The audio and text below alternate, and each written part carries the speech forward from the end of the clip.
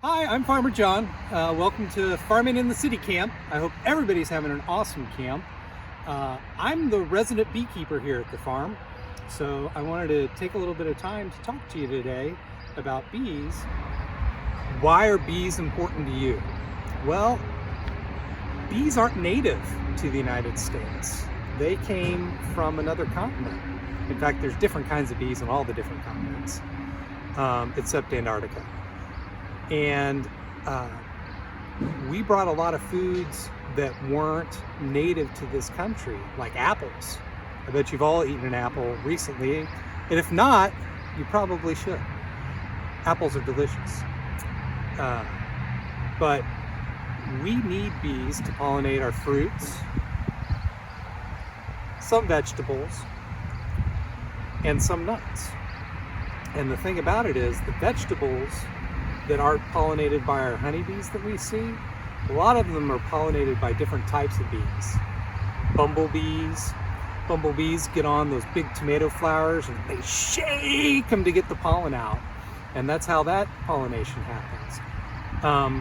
And so while honeybees are a really important pollinator, all the other types of bees, and there's thousands of them, are important pollinators too. And so are butterflies, and even some birds.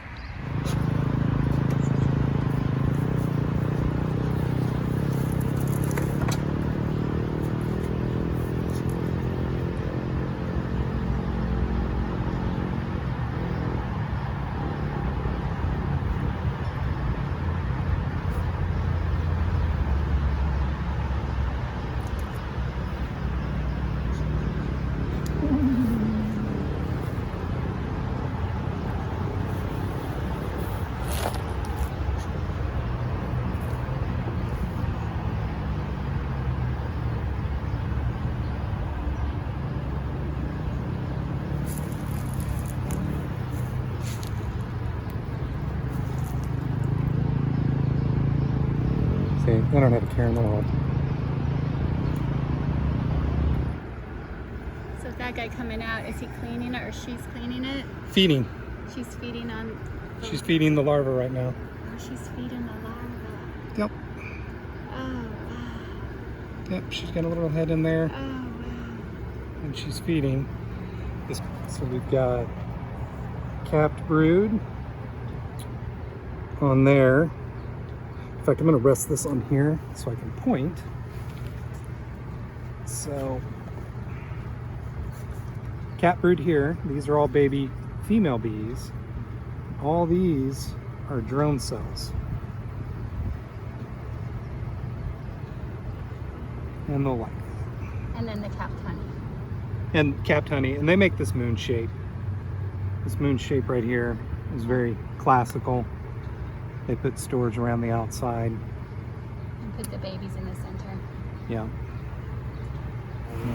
That's capped honey.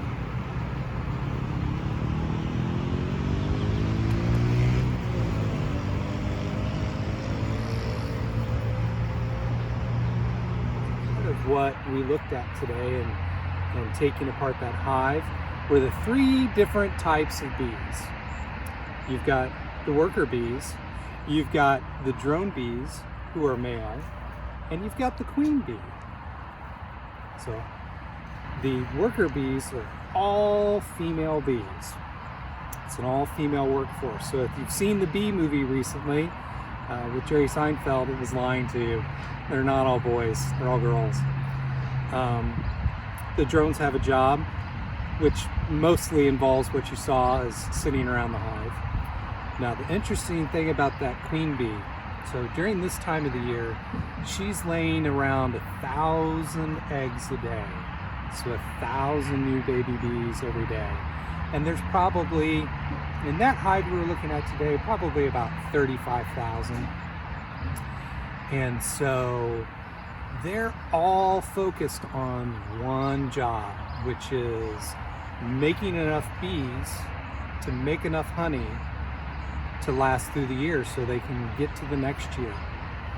Now, what they're doing for us as part of that is they're going out and collecting three main things. And you go, wait, 3? There's only 2, pollen and nectar, but there's 3. They're collecting pollen, which is pollinating our flowers. So we're getting our fruits, our berries, our nuts off of a lot of plants. The second is nectar, right? Which they're turning into honey. It goes through an enzymatic process. It's processed bee food. And they take all the water out of it. Not all the water, about 80% of the water out. So the majority of honey is just different types of sugars. But the third thing they're collecting is this stuff called propolis. And propolis is what they use to glue their hive together and fill in all the little cracks and holes. And one of the kind of cool things about that is some bee scientists who are way smarter than me figured out that that's really important to their health.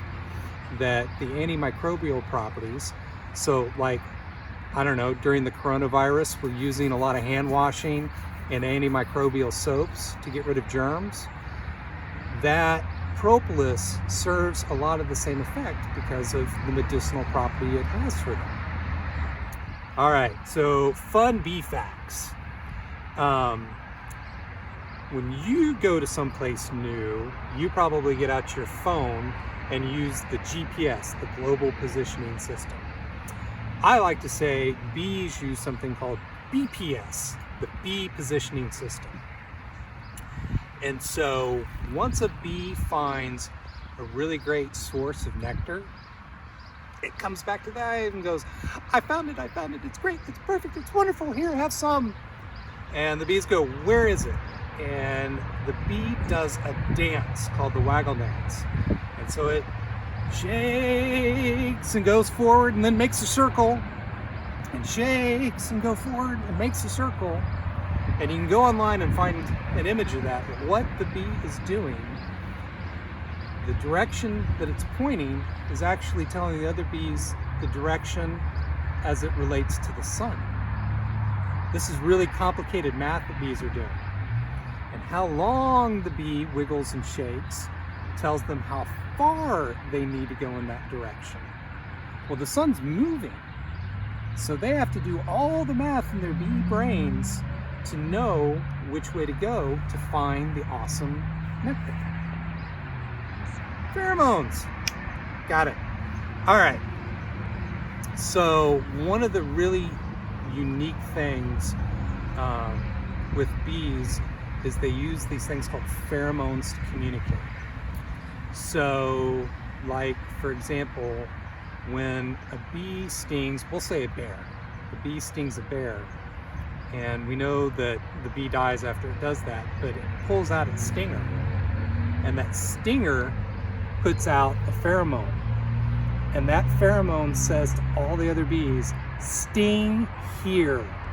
And that's how a bunch of little tiny bees are able to fight off something big like a bear, because they're all stinging in the same spot and making it hurt in one place so the bear wants to go away. Another way bees use pheromones is when they move from one home to another. They actually have a gland called the Nasanov gland that produces a pheromone that smells like lemon pledge. And the way it works is they stick their rear ends up in the air and they fan their tails and they put off Nasanov pheromone, and the bees go, oh, I need to go over there. And they fly over there, and that's how they find each other. What can you do to help honeybees? Plant your gardens. And when you're planting your gardens, remember, gardens are just more than the vegetables and herbs that we plant in there. We want to plant companion plantings, preferably native plants, but if you want to plant marigolds, that's great too. But plant things that will help all the pollinators, including honeybees. The second thing to do is not use pesticides, or if you absolutely have to, use them at night.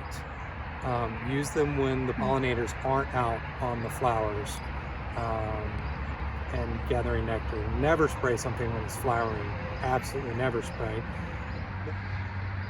And maybe one of the most important ways that you can help honeybees is to eat local honey. Find your local beekeeper, buy local honey, because they're the person in your area who is helping the bees stick around and pollinate the things that are in your garden. And they're going to look out for the honeybees for you. Well, thanks for coming to camp. Have a great time. Get off the internet, go outside, see some bees, do something awesome.